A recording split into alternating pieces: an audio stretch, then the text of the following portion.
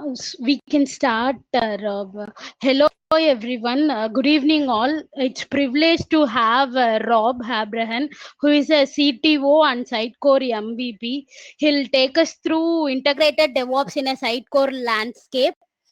On behalf of Sukh Chennai, welcoming you to the webinar. Thanks for taking us, and welcoming all the participants also, extending my warm welcoming to all the participants also. So we are very excited to hear from you, Rob.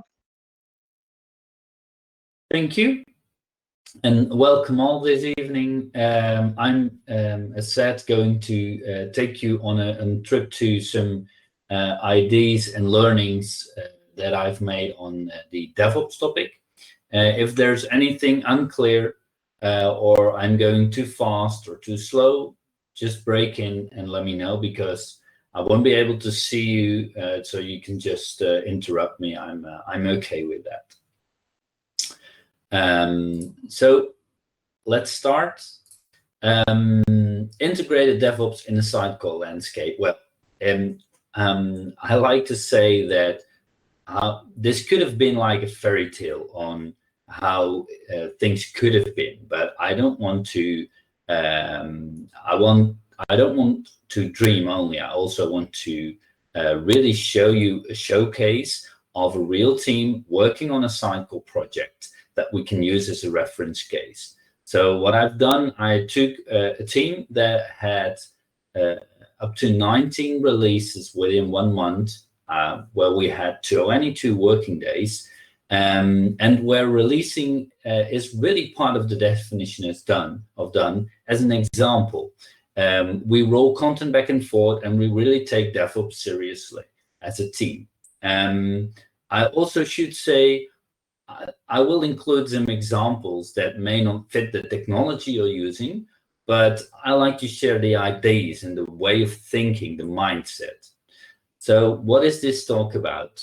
It's a follow-up of my earlier Azure talks, where I focused mainly on deployment itself. Now I'm going to give you an example on how to optimize the whole way of working, the whole DevOps process around your deployment.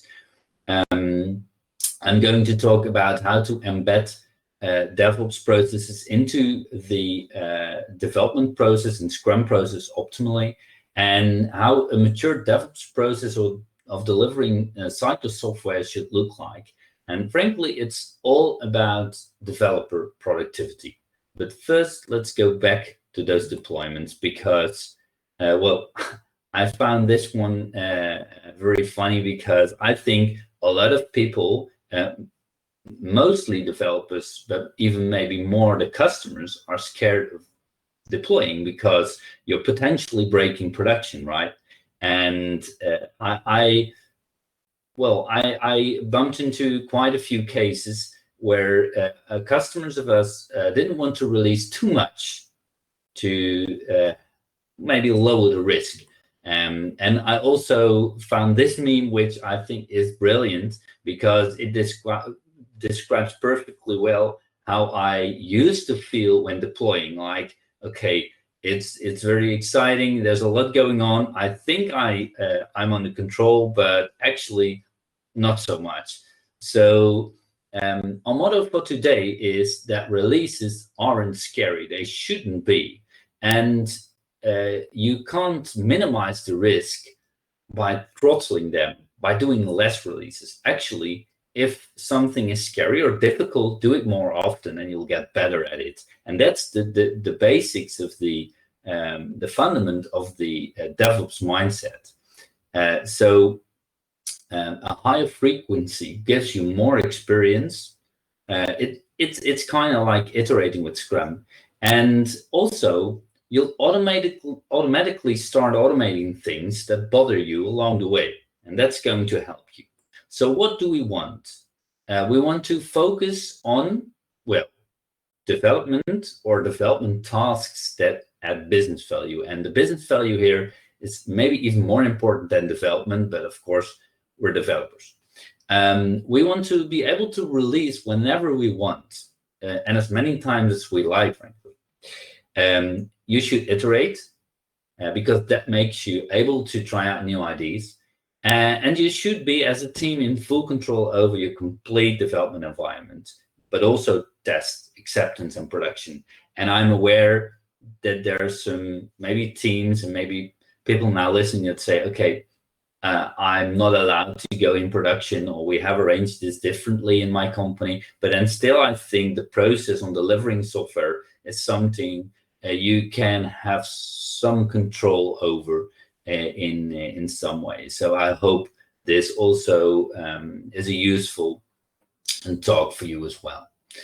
And why do you want to be able to iterate and try out new ideas? Because I believe that agility drives innovation. So if you're able to test and try out new ideas, then you're also able to innovate quicker, better, and more. And that also leverages the technical possibilities that you have. But okay, this is a Sitecore talk. And why? Why are Sitecore topology or Sitecore projects maybe more challenging than others? I don't think there's really a difference, because every project has some challenges. But specifically for Sitecore, the complex topology could be one of the challenges. The fact that you have a lot of configuration files going on, but in reality, what I've seen as an obstacle most is the content. And it's not only the programmatic content or definition items, but also the editorial content.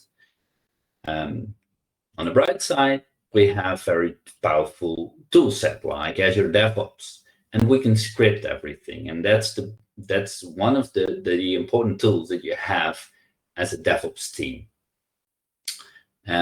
So what I like to do is I like to define what DevOps is, and maybe this is a bit controversial because not everyone agrees with me. So I want to say this is my opinion. First of all, DevOps is not a task, an engineer, or a separate team. And it's also not a buzzword. It's a good practice of creating more value. And it's not adding support or maintenance tasks to the team. I've often spoken to teams that say, okay, yeah, well, we're developers. I don't want to do maintenance tasks. I want to develop. And I always like to say DevOps is adding the responsibility of maintainability to the team. Because with maintainability of your software comes longevity, agility, productivity, and it increases the quality of your product that you're building. But it also creates more space, more playroom for innovation, and actually the freedom of developing that you are looking for. So this is what I like to use as a motto for, well, triggering people to influence the process and not so much look at the maintenance tasks only. So this should leverage your team to tell your product owner, your customer, or your team members that you might want to introduce a story that doesn't deliver marketing or business value today, but it improves the process of delivering software, or it improves how quick you can deploy, how quick you can develop, how quick you can iterate. So it's a mindset that I like to use as a starting point. I want to go over quite a few things with you today that are, for me, ingredients to build a perfect DevOps environment. I don't have time to go into everything into detail. So the purple ones is, well, kind of a requirement that I won't go in today. You want to have strong-based development, so you don't want to have a complex branching strategy that limits you from deploying to production today. And you want to have a build and release process. You need some tools like CI/CD. I like to use Azure DevOps for that, but there's other tools today and nowadays as well that you can perfectly use for that. But you need that And then I want to briefly talk about a few topics that are very important as well, and they are those are the green ones. This is infrastructure as code and zero downtime. I'm going into why later on, and the yellow ones are the things I want to go into a little bit deeper and are quite new as opposed to other talks I did. I want to show you how you can script tasks to support your DevOps process. I want to talk about automation and testing, regression testing. I want to talk about development insights and quality of your code, but also about content promotion and rollback and why that is important for your DevOps process. I've marked the chapters that really go into Sitecore. Others might go less into Sitecore, but are still, for me, very valuable to support your Sitecore setup. So let's first have a look at the infrastructure as code. I'm hoping that most of you are familiar with the concept. What the concept is that your full infrastructure is defined by code. And why you need that is because if you want to deploy fast, and if you want to deploy often, your process should be repeatable and fully automatic. It should not take any time other than the processing time. So, and even that becomes a thing, because if your processing time of a deployment is like 4 hours, you can only do maybe one deployment a day. So if you're with a lot of teams and when you have a lot of deployments, even that becomes something you want to optimize. But in my experience, building a regular Sitecore project and deploying it to any environment takes somewhere between like roughly 30 to 60 minutes. And that's perfectly okay, because you're probably not releasing features faster than that in turnaround time. And you have to be able to guarantee that the result of your deployments is the same every single time. And that is really important. And that's one of the things you are going to achieve by infrastructure as code, because your code defines your infrastructure for the full 100%. Ingredients that you need or have are, you need a volatile setup. That means that you can deploy the full environment from scratch using a clean environment every single time. And for me, that means that on the project I work on, I want to be able to throw away everything we have and deploy and have a full deployment from A to Z. So also the vanilla Sitecore install is part of my deployment. And that way, I also have a disaster recovery plan. And I'm sure that no influences from outside interfere with how I deploy or what I deploy. So where in the past, when you had like a virtual machine, someone could have flipped the switch when logging into the remote desktop and changed the setting, and your deployment seemed to be working perfectly fine. But when for some logical reason that setting was changed back to the old value or setting, and something stopped working, and you can't know why, because it's not documented. Well, in here, your infrastructure and your deployment is fully documented, and that's a real benefit. We use in the Azure infrastructure definition using ARM templates, but nowadays we also have containers. You know, Sitecore 10 is pushing hard on the container topic. They're even going to deprecate the Azure ARM templates, as you might know. So you have to look at a combined setup of maybe some custom ARM templates is what we use, but I'm also looking into the container topic, and I'm going to share some on that I hope within 1 month. I have a demo of that as well. But for now, I only focus on the ARM because that's what most people use and what we use for most of our customers for Sitecore 9 and 10. You can deploy using Azure DevOps. We use PowerShell for automating stuff, and we don't allow any manual changes, as I've said. I've made I've done earlier talks about blue-green Sitecore deployments on Azure, and I made a resume of all the talks that are handling the deployment topic on the URL that you see below. I'm also going to repeat it in the end of my presentation, so you can find some links about that and go in more detail about that. Then the zero downtime.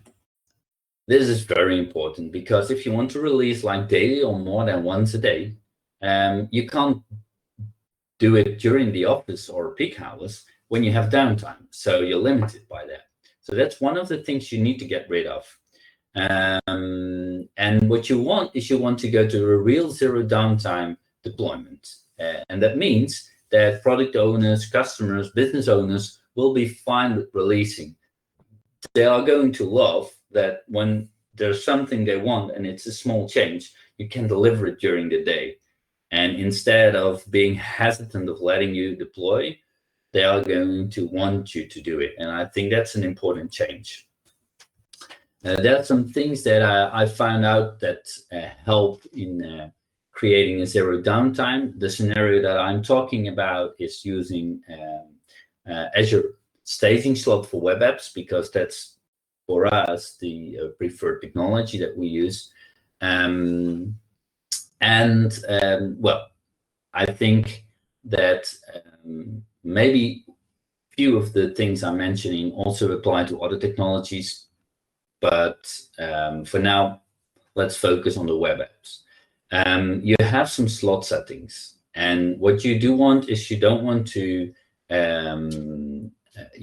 have different slot settings or slot specific settings for different slots. So what you want to do is you want to get the complete equal environment on all of your slots, so you can swap without triggering actually a restart of your web application. And you should use the application initialization element in your web config to do some the configuration. Also, you need all of your host names in every slot. And the thing is that we might think it's a logical thing to put your production host name in the production slot and the staging host name in the staging slot, but it can do no harm if your staging slot URL is also in your production. You just can't reach it because the DNS or your load balancer isn't configured to lead traffic to it that way. But if you're going to change settings on the target host name, you're also triggering a restart of your application, and you don't want that. You want to have it running constantly. So those are, well, seemingly harmless things that you might want to do for a clean setup that you actually should avoid. So if you have multiple environments you're switching between, just include all the host names on all environments. For web apps, and if you're whitelisting, which is maybe for a content management environment that you are whitelisting to block from certain traffic with an IP filter, you need to include your local loopback address, because your web application needs to be able to contact itself and not be blocked. I'm not exactly sure why this behavior is like it is, but we found that this also solves the cold starts that we experienced. And in web apps, you can also include in the application initialization warm-ups scripts or specific warm-up pages that are visited often. So if you're going to deploy to a staging slot and it's going to warm up the pages that are visited mostly, and you're going to swap, then your application performs better than if you do like a cold startup and swap immediately after that. Also, for content editors, you should also look into zero downtime. If you are deploying, you're interrupting the content management process. And to avoid that from happening, you can scale out the management environment. I must admit, it's not often done. And most of the times, it's like if we are working with a team, and most of the teams that just communicate via Slack, and they just message everyone that they're going to deploy, so save your work. And it's like a few minutes process that they need to wait before it's coming back up again. So maybe it's more work to do this than just to communicate about it. But for large environments and really largely enterprise skilled environments, I think you should do it. And I've done that myself as well in that case. If you do that, please be aware that if you have multiple content management instances, you need to define one as the publishing instance, or you get conflicts with publishing because they're going to erase data that's been published by one of the other CMs. So you need one publishing instance that's in the lead, but you can perfectly fine have multiple CMs. And because of the architecture of web apps and outscaling, sharing file systems, if you do so, you can only scale out the CM role if you use multiple app service plans. So you can't scale out automatically from one app service plan. You need to define separate roles. It's just one thing I want to mention. And this is, well, actually, it's just a remark within a sheet of a lot of text about content editors, but this is maybe a very important one. I discussed this a lot. For blue-green database setups, I've seen teams that wanted to replicate databases as well, and this gets very complex because then you need to get redundant indexes as well. And if you're updating the master database, your index gets triggered and updated. But if you did not publish yet, your web database is not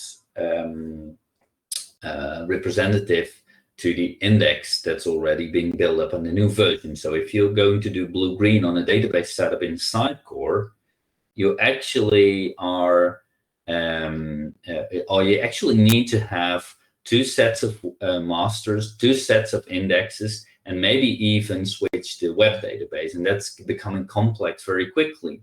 And our experience is that if you use an automatically synchronization process using Unicorn TDS or the Sitecore CLI in newer versions, that you actually don't have to do anything on your database setup. If you're making sure that your content updates are backwards compatible, you can just sync. The new content becomes available. Then you update your version. You have zero downtime. Your new content is available, and it didn't harm the old version when it was not updated yet. So you can first do the database. If you want to remove some content, just first deploy today with the new code that doesn't use the old content anymore, and the next day or the next deployment, you can remove the content, and that way you're always backwards compatible. So that's actually how we do it, and you also can roll back by just syncing a previous version, which is also included in your Azure DevOps process. And then if you have arranged that you can deploy continuously and don't have any downtime, you have a repetitive deployment process, you can go to the quality assurance aspect and team communication, because then you get on a new level. You can deploy every day, but you need some insights on how you're doing. So why is this important? Well, the first reason is that when you have a fast pace, you need to have feedback quickly about everything: quality, deployment status, user stories that are released. And you don't want to do all the manual harvesting of your data. You want to have a dashboard. What I'm going to show you is some things that we use, and I'm perfectly aware that not everyone is using either DevOps, GitHub, or Slack or anything, but it shows you the way of thinking and what you can do if you're combining tools. For example, pull requests, we make them mandatory. We use Sony Cube integrating with DevOps and GitHub. We extend the pull requests with hooks to show unit test results in the Sony Cube dashboard. And we even connect Slack which is our main team communication tool, to GitHub and to DevOps. And that way, we centralize data and make sure it's all in one place and easy to consume by team members. Maybe some of you or everyone already knows Sony Cube. If that's the case, just let me know. I just wanted to show you why I think this is a valuable tool. Maybe other tools as well that do the same. We use Sony Cube. Sony Cube is a dashboard that gives insights on quality, maintainability, and vulnerability, but also the reliability of your code. And what we do is we agree with our customers that every sprint that we do in a Scrum process, we deliver code that has the same or better metrics on the dashboard. If not, we have agreed upon it with the customer, or there's a big change, but we want to communicate and be transparent and show this to everyone who is involved in a project. And that gives us a certain amount of control. You can see things like code coverage on a specific level, like the last release, or on the full level. You can also see the trends, and that's important for us. And in here, you can see that the amount of unit tests is increasing over time, which is actually a very good thing. So you might not be up to the coverage that you want, but you can show that the trend is positive or negative. And when you need to act when that happens.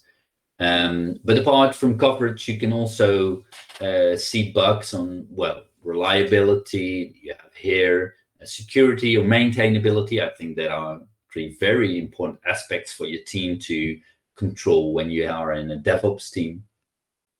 And this is maybe a boring project because I have all A ratings. Let's show you something else. This is a project that didn't score A ratings, and you can see what needs attention, and you can see that you need to work on some bugs, but most of all your vulnerabilities. And you can also see that the code coverage is alarmingly low. So it gives you a certain amount of control.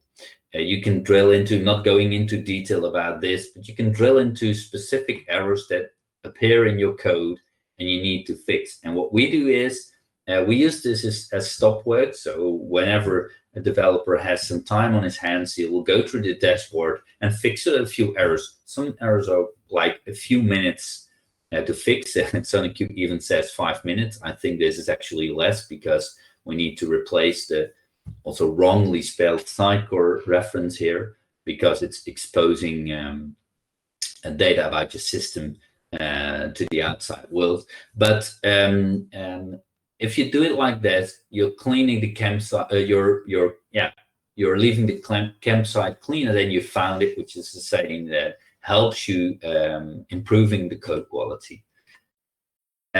Also, if you go to GitHub, what we use is you can require status checks before merging. So we're actually using this as a quality gate. You can't merge your code when it doesn't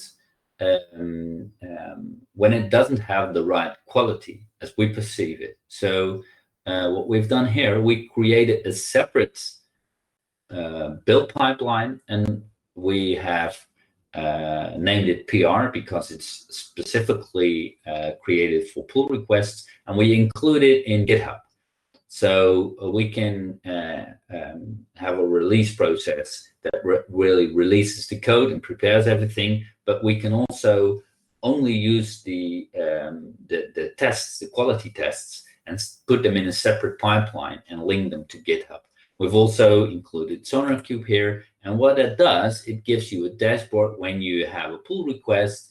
You see what the quality is. You see that on the left side, my pipeline fails. So there's something wrong in there. Maybe it's the coverage, maybe it's unit test, I don't know.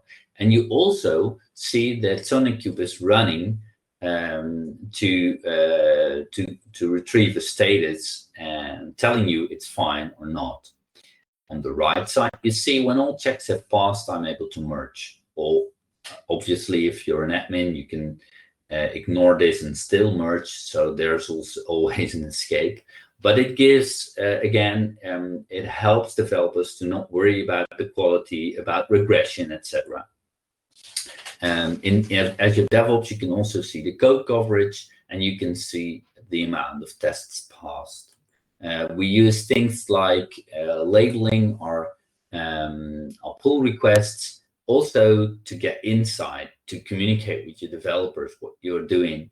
I think this is also a great example in Slack with what I told you we're using to communicate with the team members. You can create an integration with, for example, GitHub, and you can create a separate release channel, or you can say, well, I want it in the general channel or in all public channels. And you're going to, it's a very quick install. This is all real time. And this way, when you have, let's see, I'm subscribing to GitHub here. When you have this integration, whenever someone creates a pull request, your team is automatically and instantly notified about this. So you don't have to go over and find another developer that has some time to review your pull request. You get a notification, and anyone in the team that has some time to check your pull request will know that he can go in and fix this for you or help you with reviewing. Yep, this is just to show you how it's easy the integration is and what the result is. But I have some more interesting examples later on. Okay, so now let's go on and let's create a pull request in a empty repository, but it's just, I'm just showing what happens. If you do this, you see that you get a notification. So you can integrate your tools.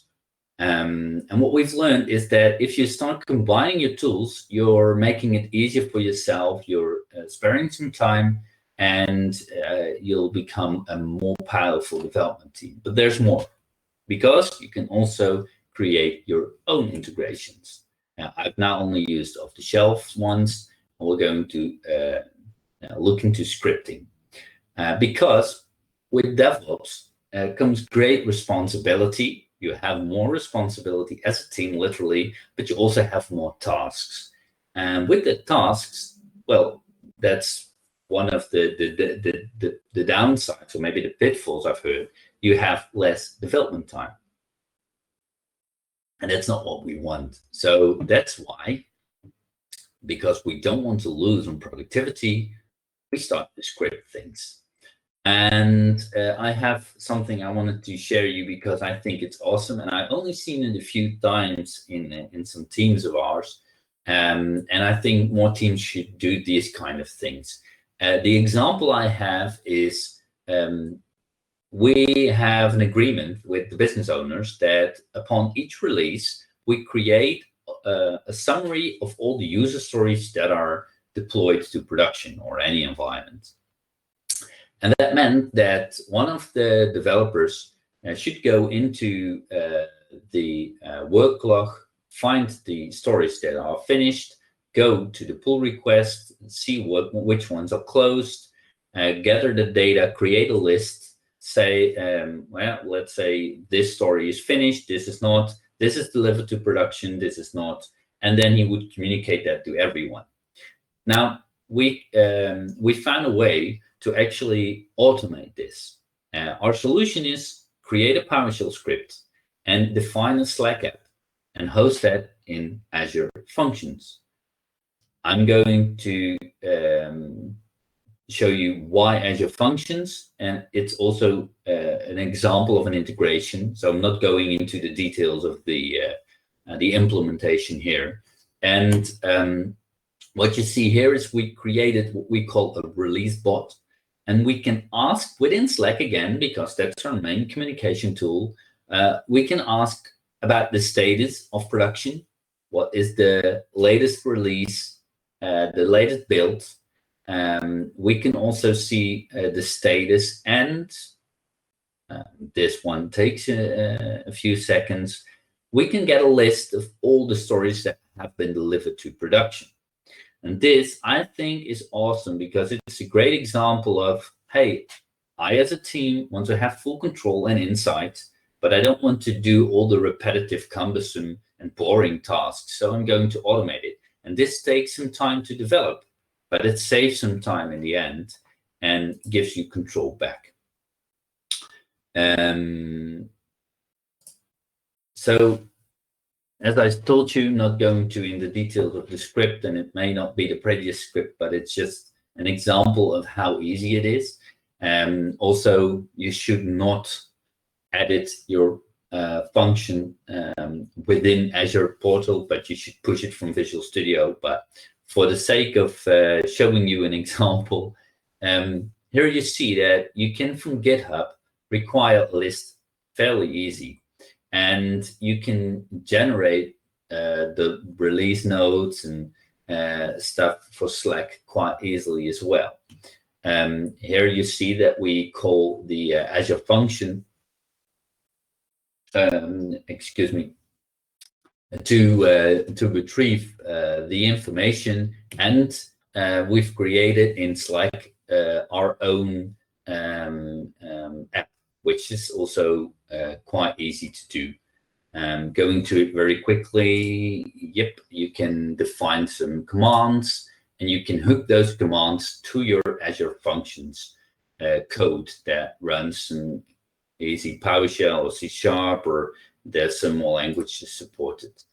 And the thing is that you can virtually automate anything using that combination, not only for status checks, but also to trigger tasks, or maybe some tests that you have running.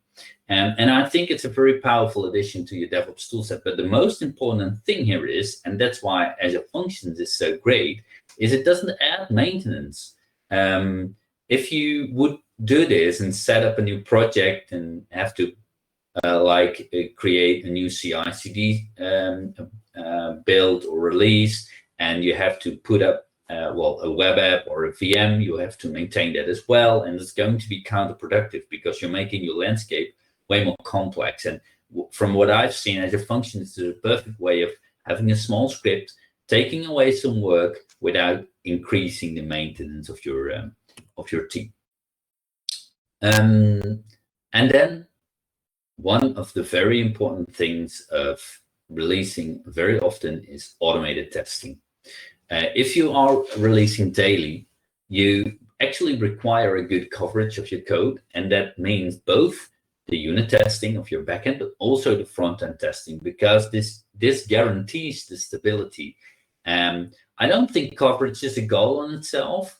If you have like 10 important processes, then you should focus on getting them tested and having a good coverage of those. But you don't have to test all the data in Sitecore. And our opinion is that you don't have to test every string that comes out of Sitecore.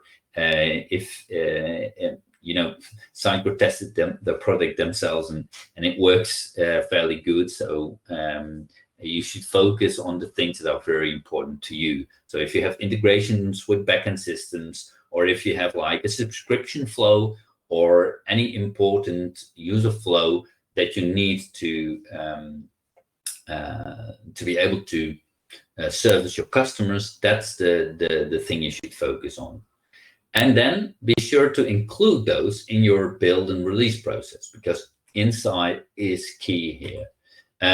What we've done is we also, apart from what you saw, integrate them in the pull request. So when a developer is producing code, he gets feedback right away, but also within the release. And we also test the coverage again. So you see there's multiple times in the process that we do the same checks. So we get a lot of insight in where it's in introducing code to the platform, or when it's at release time. And also, again, the code Sony Cube analysis. And then you get a good report, and you can choose whether you want to get this as a quality gate that blocks your deployment, or you only want this as a report. It's all up to you how you configure it. But it's not only about backend code, as I said. It's not only about C# anymore, because I think that a critical code of your application is moving to the front end as well. We are using a lot of React, but also Vue and Angular. Depends on your process, project actually. And you can use tools like Cypress and Jest to test the UI regression and React code. I'm not going into detail. I'm not a UI front testing expert, but I want to have it in my application. And my point of view is that if you should assess the application that you're working on and test where the business value is. And if you look at it, we have included the script tests in our build actually, and with some scripting. And we added those to the Helix test folder as well. So we really integrate this in the whole process. And what you see is the tests are part of our Helix framework here. If you want to have more information, as I said, I'm not an expert specifically on this topic, but I think it's important for you to include, because delivering data from Sitecore to the web page is not the only critical path in your application anymore. The unit tests are run from our web apps, from our Azure DevOps pipelines, and we get the feedback while we deploy. So we have deployed, and we can see that which tests are passed. In this case, all 1,573. It's a real project. Have passed. We have some good coverage here, as I showed you before. So. And then on to the last topic. I guess it's the last one. Yeah, it is. It's a lot of different small topics, but I think all the pieces make the puzzle here, is content. And content is very important also. Not only the content promotion, but also the rollback. Because a Sitecore development environment contains both code and content, as you know, but also editorial content. And from a DevOps perspective, I think you also should care about the content, not only about the code. What we say is that the DevOps content target is that you should define the content ownership, who is the owner, and always work in a representative environment content-wise. So you can't test delivered user stories or delivered features on a test environment that doesn't contain representative content. It's going to harm the quality of your deployment and of your work, because you're going to break your environment again if that's not the case. So I want to share a simple strategy that we use to deploy the code. We have defined definition items and editorial content.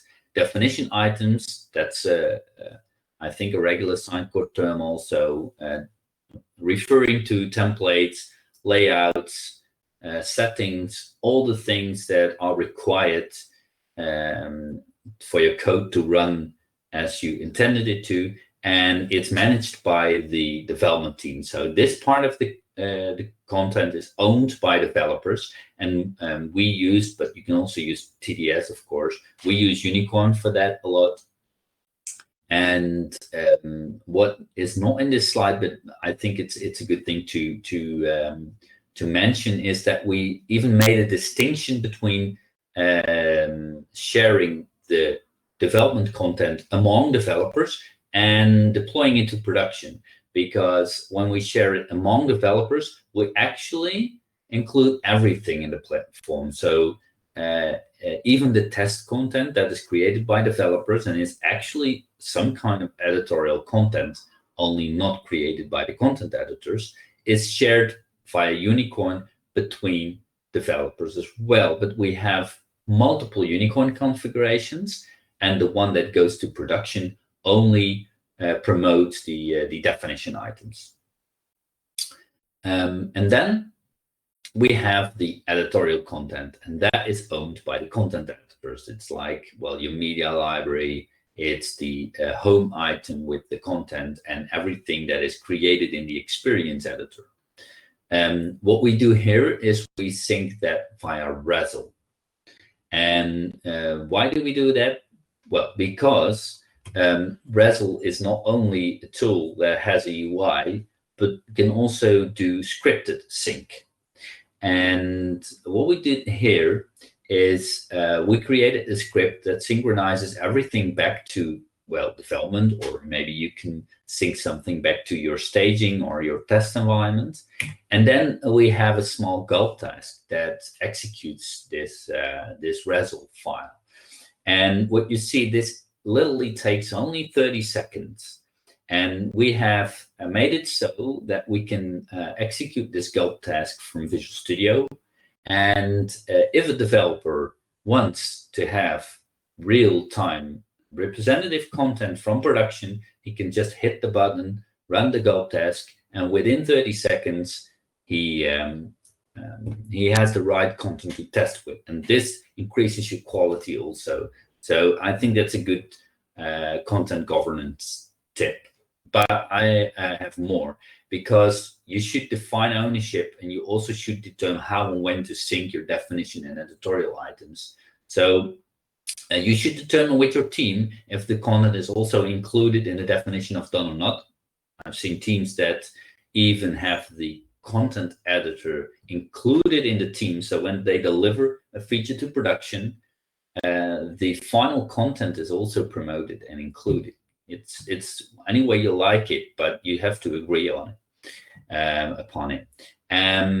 So that's what I wanted to say about content, and why I think it's a very important part of your DevOps process.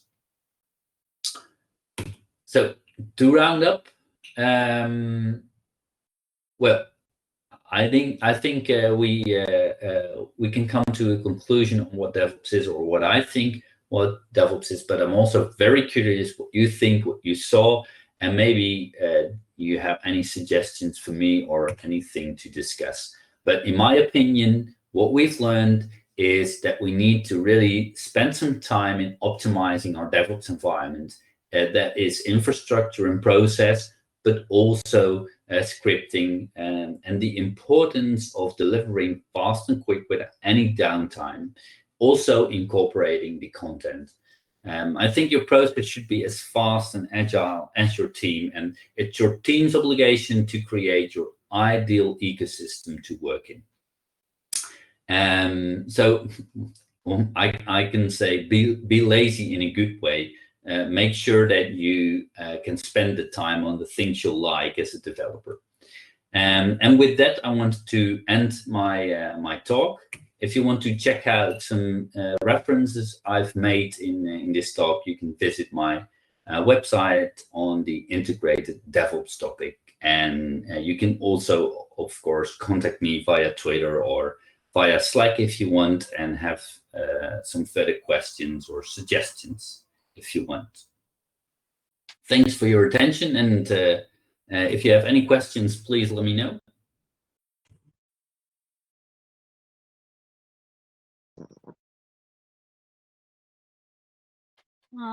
Thanks, Rob. Actually, it's been such a wonderful presentation. I think we need to check it out for more things to explore more in DevOps. Maybe we'll get back to you if we get more questions. Just a question: who's already doing a really DevOps process, or are you more in companies where you just focus on development only? How does that work for you? Anyone want to share that? Sure. On behalf of Sukshan, I also thanks to the participants. Thanks, Rob. Thanks for your time. It's been just a wonderful presentation. Thank you. Okay, thanks. Thanks you too for the opportunity in sharing my ideas, and I'm very curious to learn from you as well. So contact me if you like. Yeah, sure. Okay. Thank you. Have a nice day. Bye-bye. Bye bye.